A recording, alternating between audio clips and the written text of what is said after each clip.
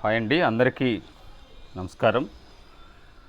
Carbon compounds అనేక competitive ఎగ్జామ్స్కి ఉపయోగపడే బిట్స్ను మనం ఈ వీడియో ద్వారా నేర్చుకుందాము.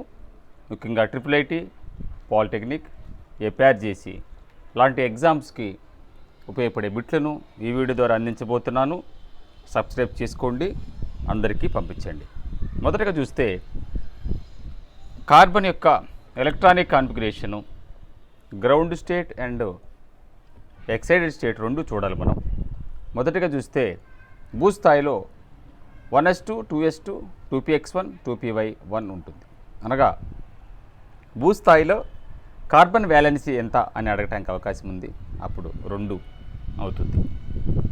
ఇక రెండవది ఎక్సైటెడ్ స్టేట్లో ఉత్తేజ స్థాయిలో carbon electronic configuration 1s2, 2s1, 2px1, 2py1, 2pz1 అనగా వ్యాలెన్సీ ఇప్పుడు 4 అవుతుంది. కనుక కార్బన్ కాంపౌండ్స్లో కార్బన్ వ్యాలెన్సీ ఎప్పుడు కూడా 4 ఉంటుంది. కార్బన్ సంయోజకత 4.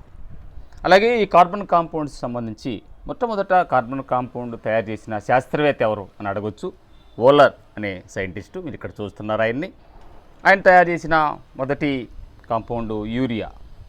NH2 C++O NH2 అంటాం. అది యూరియా ఫార్ములా. యూరియాని తయారు చేయటము జరిగినది. కాకపోతే కార్బన్కున్న ప్రత్యేకత ఏమిటి? ఈనాడు మనం ఉపయోగిస్తున్న అనేక కెమికల్ కాంపౌండ్స్, అలాగే petrol, diesel, kerosene, LPG gas, వీటన్నిటిలోనూ మరి కార్బన్ కాంపౌండ్స్ యొక్క పాత్ర ఎక్కువగా ఉంది. మరి కార్బన్ కాంపౌండ్స్ ఎందుకు ఇలా ఎక్కువ తయారవుతున్నాయి, ఎక్కువ వినియోగంలో ఉన్నాయన్నప్పుడు కార్బన్కు ఉన్న ప్రత్యేక ధర్మాలు, వాటిల్లో మిమ్మల్ని అడగవచ్చు. వ్యాలెన్సీ 4 అనేది మొదటిది. రెండోది క్యాటినేషన్ అనే ధర్మం కలిగి ఉంటుంది. అనగా సేమ్ ఎలిమెంటు ఒకదానితో ఒకటి కలిసి లాంగ్ చైన్ ఫామ్ అవుతుంది. దాన్ని క్యాటినేషన్ అని చెప్తాము. ఎల్లోట్రోపీ నేచరు సేమ్ ఎలిమెంటు డిఫరెంట్ ఫామ్స్లో, అంటే ఒకే మూలకము వేరు వేరు రూపాల్లో ఉన్నట్లయితే దానిని రూపాంతరము, ఎల్లోట్రోపీ అని చెప్తారు.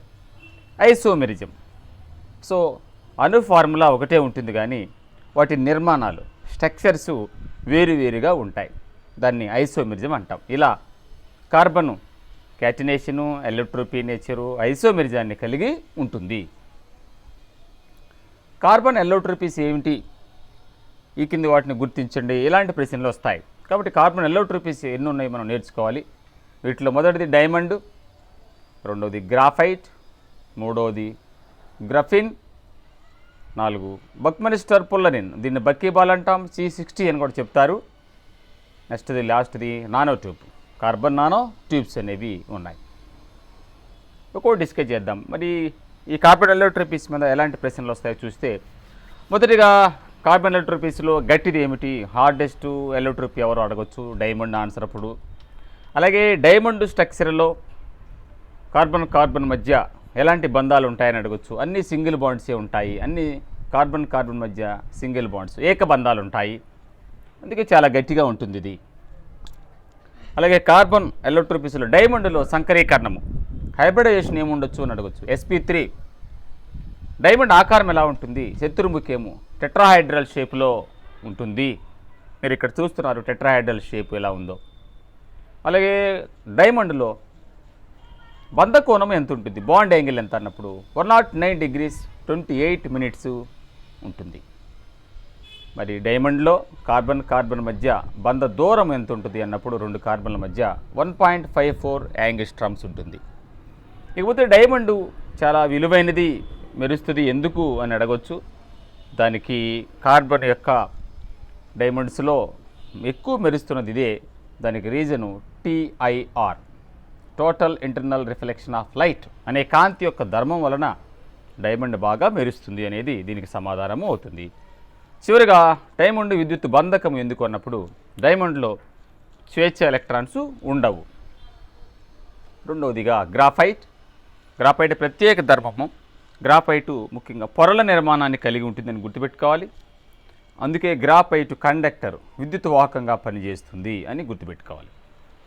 ఇకపోతే గ్రాఫైట్లో sp2 హైబ్రిడేషన్ ఉంటుంది, బంధకోణం 120 డిగ్రీలు ఉంటుంది, బంధ దూరం 1.42 యాంగిస్ట్రాము, 2 కార్బన్ గ్రాఫైట్లోని లేయర్స్ మధ్య దూరము 3.35 యాంగిస్ట్రామ్స్ ఉంటుంది. ఈ లేయర్స్ మధ్య మరి కొన్ని స్వేచ్ఛ ఎలక్ట్రాన్స్ ఉండటం వల్ల ఇది విద్యుత్ వాహకము, అందుకే దీనిని మనము కండక్టర్గా ఉపయోగిస్తూ ఉంటాము. మీరు చూసినట్లయితే ఐరన్ బాక్స్లో గ్రాఫైట్ని వినియోగిస్తూ ఉన్నారు, పెన్సిల్ తయారీలో గ్రాఫైట్ని వినియోగిస్తారు. మూడవది గ్రఫిన్. గ్రాఫైట్లో ఉన్న ఒక సింగిల్ లేయర్ను గ్రఫిన్ అని చెప్తాం. గ్రఫిన్ కూడా అనేక ఎలక్ట్రానిక్ డివైస్లో వాడతాము, ఇది విద్యుత్ వాహకమే. బక్మినిస్టర్ పొల్లరిన్. కార్బన్ ఎల్లోట్రోపీస్లో అతి విలువైనది ఎవరు అంటే బక్మినిస్టర్ పొల్లరిన్ అని చెప్పాలి. అలాగే కార్బన్ ఎల్లోట్రోపీస్లో క్యాన్సర్ సెల్స్ను చంపగలిగిన ఎవరు ఉపయోగిస్తాము అన్నప్పుడు బక్మినిస్టర్ పొల్లరిన్ C60 అని చెప్పాలి. బక్కీబాల్ అన్నా బక్మినిస్టర్ పొల్లరిన్ అన్నా C60 అని చెప్పిన అంతే. 60 కార్బన్లతో ఏర్పడిన ఈ బాలు మొత్తం 32 రింగులు కలిగి ఉంటుంది. 20 రింగులు హెక్సాగోనలు, 12 రింగులు పెంటాగోనలు. బంధ దూరము 1.52 యాంగిస్ట్రామ్ ఉంటుంది, 1.4 యాంగిస్ట్రామ్ ఉంటుంది. దీన్ని బక్కీబాల్ అని చెప్తాము, చాలా విలువైనది ఇది. తర్వాత లాస్ట్ది కార్బన్ నానో ట్యూబ్స్. మరి ఈరోజు బక్మినిస్టర్ పొల్లరిన్ను అలాగే గ్రఫిన్ నుండి మరి ఈ నానో ట్యూబ్స్ని తయారు చేస్తున్నారు. కార్బన్ నానో టెక్నాలజీ డెవలప్మెంట్కి ఇది చాలా ఉపయోగపడుతుంది. వాటర్ ప్యూరిఫికేషన్లోను అలాగే కార్బన్ నానో ట్యూబ్స్ కండక్టర్స్ గాను కూడా వినియోగిస్తూ ఉన్నారు. ఇకపోతే హైడ్రోకార్బన్స్ అని మనం మాట్లాడుతున్నాము. కార్బను హైడ్రోజన్ కలిగిన కాంపౌండ్స్ను హైడ్రోకార్బన్స్ అంటారు. హైడ్రోకార్బన్స్ అనేవి ముఖ్యంగా ఎలిఫాటిక్, ఎరోమేటిక్ అని చెప్తాం. ఇక్కడ మనం ఎలిఫాటిక్ని చూసినట్లయితే ఆల్కేన్, ఆల్కీన్, ఆల్కైన్, ఆల్కైల్ అనేవి హైడ్రోకార్బన్స్కి చెప్తాం. కార్బన్ మధ్య ఉన్న బంధము ఆధారముగా ఈ హైడ్రోకార్బన్స్ను 3 రకాలుగా చేసాం. ఇక్కడ ఒక్కొక్కటి నేర్చుకుందాము. మొదటిది ఆల్కేను, దాని జనరల్ ఫార్ములా CnH2n+2. అలాగే alkyne CnH2n, ఆల్కైన్ CnH2n-2, alkyl CnH2n+1. ఇవి సాధారణ ఫార్ములాలుగా చెప్తాం. ఆల్కేన్స్ను మనం గమనించినట్లయితే ఆల్కేన్ అనగా కార్బన్ మధ్య సింగిల్ బాండ్స్ అన్న వాటిని అంటారు. వీటిని ఫారాఫిన్స్ అని కూడా చెప్తారు. జనరల్ ఫార్ములా CnH2n+2 ప్రకారము కొన్ని పేర్లు ఇవ్వబడ్డాయి ఇక్కడ.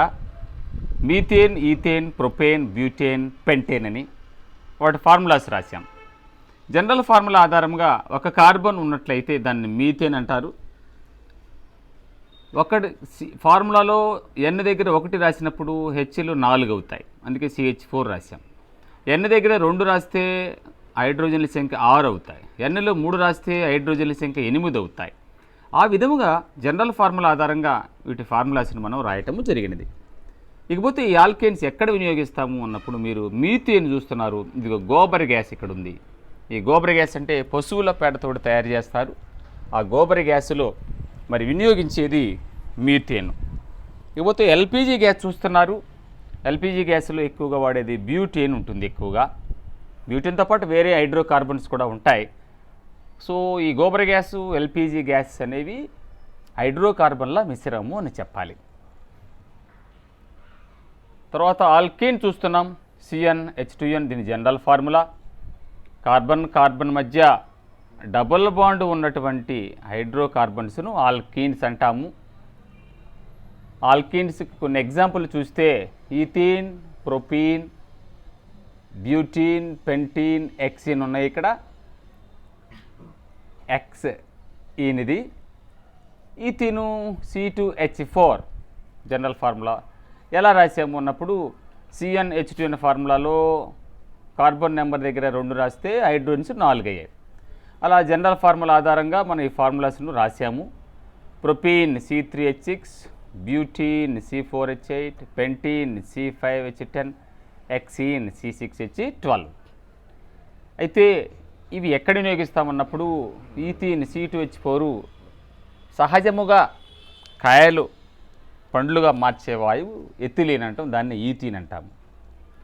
అలాగే ఈ ఎల్పిజి గ్యాస్లో మనం బ్యూటీన్ అత్యధికంగా ఉంటుందని చెప్పాం, దాంతోపాటు ప్రొపీన్ కూడా ఉంటుంది.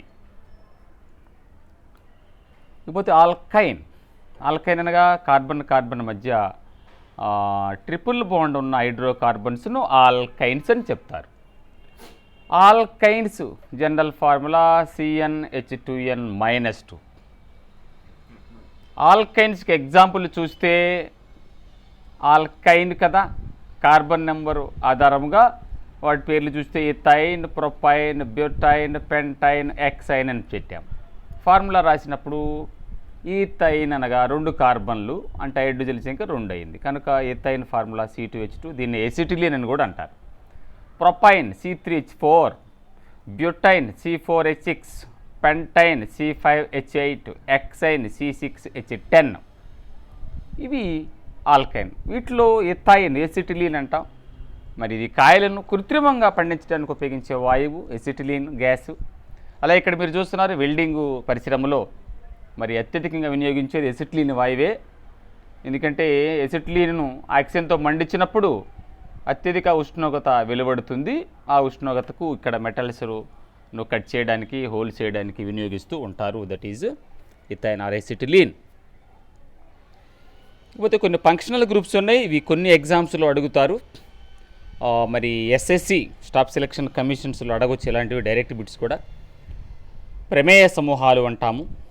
Aldehyde CHO, alcohol OH, carboxylic acid group అంటాం COOH, ester COR, sweet smell కలిగి ఉంటుంది ఎస్టర్స్.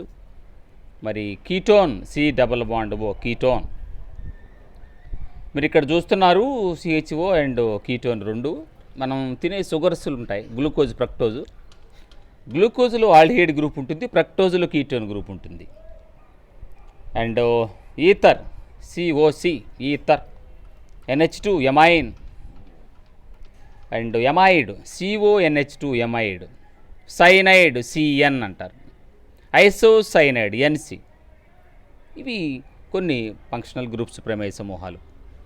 ఇకపోతే కొన్ని ఇంపార్టెంట్ బిట్స్ చూద్దాము.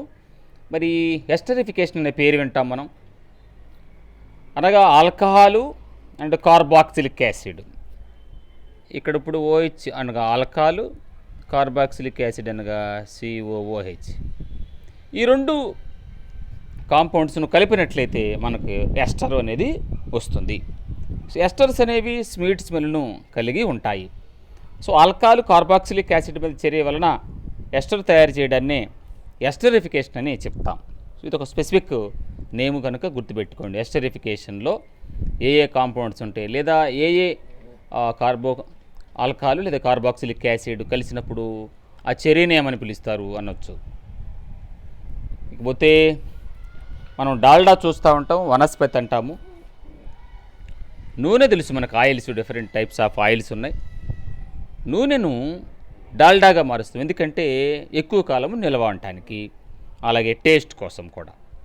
అయితే నూనెలను, ఆయిల్స్ను మరి హైడ్రోజన్తో కలుపుతాం మనం, H2 తోటి కలిపినప్పుడు డాల్డా అనగా ఫ్యాట్ అనేది తయారవుతుంది. ఇలా ఆయిల్స్ను ఫ్యాట్గా మార్చడానికి నికెల్ అనేది ఉపయోగించడం జరుగుతుంది. క్యాటలిస్ట్గా ఉత్ప్రేరకంగా వాడతాము. నికెల్ క్యాటలిస్ట్ ఉపయోగించి ఆయిల్స్ను ఫ్యాట్గా మార్చడాన్ని హైడ్రోజనేషన్ ఆఫ్ ఆయిల్స్ అంటాము. ఈ ప్రాసెస్లో ఇది ఇక్కడ మనం చూస్తున్న డాల్డా అనేది తయారవుతుంది, వనస్పతి అంటాము. ఇది రుచిగా ఉంటుంది, అలాగే ఎక్కువ కాలము నిల్వ ఉంటుంది. ఇక్కడ చూస్తున్న ఇంకోటి ఫెర్మెంటేషన్ అనే పదము. స్టార్చ్, పిండి పదార్థాల నుంచి ఇథైల్ ఆల్కహాల్ తయారు చేసే ప్రాసెస్ను మనము ఫెర్మెంటేషన్ అంటాం. ఫెర్మెంటేషన్ అనగా ఒక పెద్ద మాలిక్యూల్ను చిన్న మాలిక్యూల్గా బ్రేక్ చేయడాన్ని ఫెర్మెంటేషన్ అని చెప్తాము. సో ఈ ఫెర్మెంటేషన్ ప్రాసెస్లో ఇథైల్ ఆల్కహాల్ అనేది తయారవుతుంది. మీకు తెలుసు ఇథైల్ ఆల్కహాల్ రకరకాల మందుల్లో వినియోగిస్తూ ఉంటారు ఎక్కువ కాలం నిల్వ ఉండటానికి. సో ఇథైల్ ఆల్కహాల్ తయారీని ఏమంటారని అడగొచ్చు, ఫెర్మెంటేషన్. పోతే సఫోనిఫికేషన్, సోపు తయారు చేసే పద్ధతిని సఫోనిఫికేషన్ అంటారు. మన తెలుసు ఫ్యాటీ యాసిడ్స్ అనేవి ఉన్నాయి. Glycerol and fatty acid triester ఉంటుంది. మనం వాటిని హైడ్రాలసిస్ చేసినప్పుడు ఫ్యాటీ యాసిడ్స్ వస్తాయి. ఫ్యాటీ యాసిడ్ను ఇలాంటి ఒక బేస్తో కలిపినప్పుడు, ఒక క్షారముతో చర్య జరిపించినప్పుడు, sodium hydroxide, potassium hydroxide, magnesium hydroxide, ఏదైనా ఒక క్షారంతో ఫ్యాటీ యాసిడ్ రియాక్షన్ జరిగినప్పుడు మనకు సోప్ అనేది తయారవుతుంది. ఇలా గ్లిజరాల్ సపరేట్ అవుతుంది. దీన్ని మనం సఫోనిఫికేషన్ అని చెప్తాం. సబ్బు తయారు చేసే పద్ధతిని సఫోనిఫికేషన్ అంటారు. సఫోనిఫికేషన్లో ముఖ్యమైనది గుర్తుపెట్టుకోవాలి మిసిలి. సబ్బు తయారైన తర్వాత సబ్బును నీటిలో నానబెట్టినప్పుడు నొరగ వస్తుంది. అంటే వాటిని మనం సబ్బు కణాల సముదాయం అంటాము. సోప్ మాలిక్యూల్స్ యొక్క కాంబినేషన్ను మిసిలి అని చెప్తాం. మిసిలి అనేది మురికిని పోగొట్టడంలో ప్రముఖ పాత్ర వహిస్తుంది. సో సఫోనిఫికేషన్ వలన సబ్బులు తయారవుతాయి అనేది గుర్తుపెట్టుకోవాలి. రకరకాల సోప్స్ ఉంటాయి మనకు. ఆ సోప్స్ కారణము అక్కడ మనం ఉపయోగించిన క్షారం మీద ఆధారపడి ఉంటుంది. సో ఇవి కొన్ని bits. Thank you very much. మన ఛానల్ సబ్స్క్రైబ్ చేసుకోండి, అనేక మందిని పంపించండి. ఇలాంటి కొన్ని మంచి బిట్స్ కోసము వెయిట్ చేయండి. Thank you very much.